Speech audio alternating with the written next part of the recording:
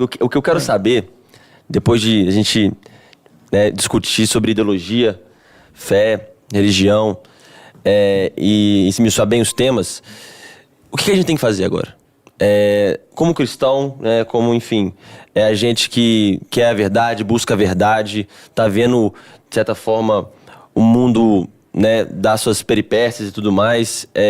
De fato, o que é recomendado para um cristão ou para alguém que não acredita realmente que o mundo seja a salvação, etc. Enfim, a solução, há alguma medida? Eu consigo fazer alguma coisa, eu, Henrique, indivíduo, para tentar melhorar o mundo, a situação, enfim, na qual eu vivo?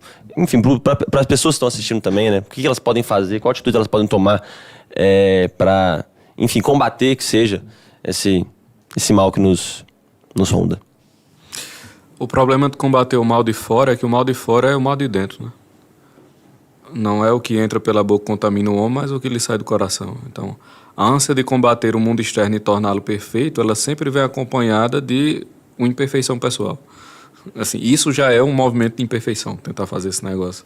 Perfeito. Então, você não tem como tentar combater o mal de fora sem dedicar-se com todo o sangue e vontade a combater o mal de dentro. A virtude pessoal é a única coisa que cura o mundo exterior. Sem virtude pessoal, você não tem como curar o mundo externo. A ânsia de curar o mundo externo, a despeito de melhorar-se, é a base mesmo do movimento revolucionário. É aquilo que Chesterton falava, né? O revolucionário, ele quer criar um mundo tão bom, tão bom, tão bom, que ninguém precisa, um mundo tão perfeito que ninguém precisa ser bom. Então, é claro que isso é loucura, entendeu? Isso vai de encontro com o que o próprio Jordan Peterson fala de arrumar o próprio quarto, né? De uma maneira mais, como minha avó diria, né? Sei lá. De uma maneira mais cotidiana. Então, assim, sem vida interior, você não tem como fazer nada fora de você. Tem uma frase muito interessante num livro O Silêncio com Deus, escrito por um cartucho. Poucas pessoas conhecem os cartuchos, né? Os cartuchos foi uma ordem fundada por São Bruno, salvo engano, no ano 900, por ali, e que eles se dedicam basicamente a uma vida de oração, silêncio e solidão, de modo muito mais rigoroso do que todas as outras ordens religiosas. Tanto que os livros, por exemplo, escritos por monges cartuchos, não vêm com o nome do monge, tem só assim, um cartucho. Ninguém sabe quem é a pessoa, né? Da cela ao céu, né? Como eles mesmos costumam dizer. E aí, nesse livro, a solidão, o silêncio, solidão com Deus, o silêncio com Deus, faz tempo que eu li, mas na introdução tem uma frase que jamais me saiu da memória. Diz assim: o galho, ele só floresce porque não suporta mais a primavera que lhe invade. O galho só floresce porque não suporta mais a primavera que lhe invade.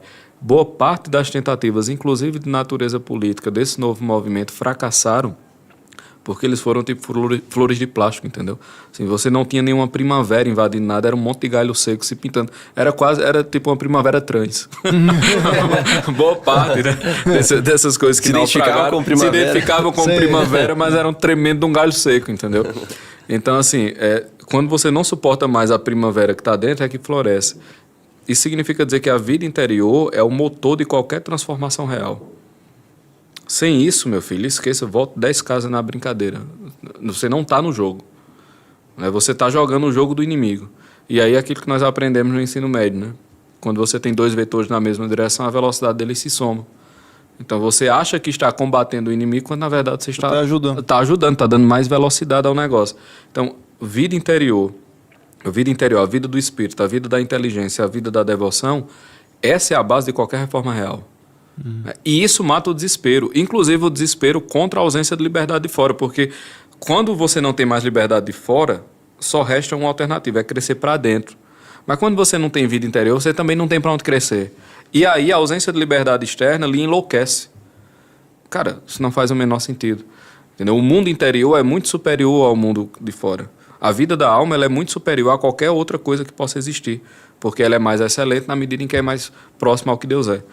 Então, quando você começa a ter uma vida interior por uma via intelectual, por uma via de piedade, todas essas questões se tornam questões transitórias, porque você começa a observar a história sob a luz da eternidade. Veja, o que é a eternidade? É a posse simultânea de todos os momentos do tempo. Então, é quase como se fosse relevante se você estivesse na Roma Antiga, na Revolução Francesa ou debaixo da ditadura brasileira. Assim, você vai ser a mesma coisa, vai lançar raízes para dentro do mesmo jeito e vai florescer do mesmo modo. Né?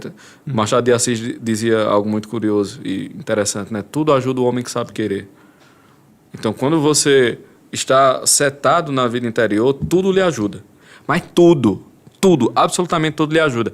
E é essa percepção que vai fazer com que você não caia em desespero, não odeie a realidade, não se revolte contra ela e só assim possa mudá-la. Isso, inclusive, é uma resposta até àqueles casais que falam, mas... E botar, às vezes, uma criança num mundo assim, né? Tipo, o mundo já tá do jeito que está, como é que eu vou botar um filho nesse... Foi tão fácil. Mas isso aconteceu desde toda a história da humanidade. Assim, você acha o quê? Que vai melhorar ou vai piorar? Você vai...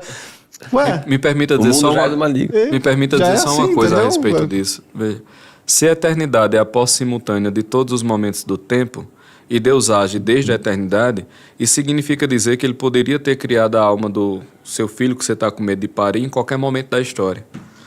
Então, se Deus permite que uma determinada alma surja em um determinado momento histórico, isso significa dizer que dentro do arco da providência aquilo era a melhor coisa que poderia ter acontecido para aquela alma, para todos que estão próximos dela e para o conjunto mesmo do acontecer da história humana. Ou seja, a ideia de eu não vou ter um menino porque...